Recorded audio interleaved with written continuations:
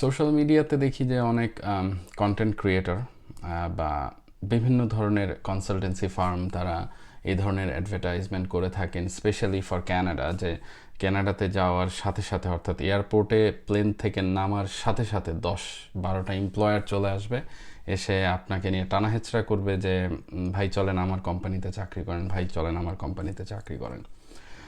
বাস্তবতা একেবারেই এটি ঠিক উল্টো। এরকম কিছুই না। আমি ক্যানাডাতে প্রায় 7.5 বছর আছি, বিভিন্ন জায়গায় কাজ করেছি, বিভিন্ন প্রতিষ্ঠানে কাজ করেছি, ফাইনালি এখন গভর্নমেন্টে কাজ করছি।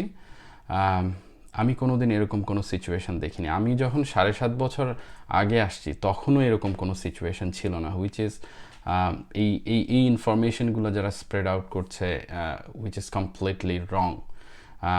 এটার মধ্যে সামান্যতম কোনো সত্যতা নাই।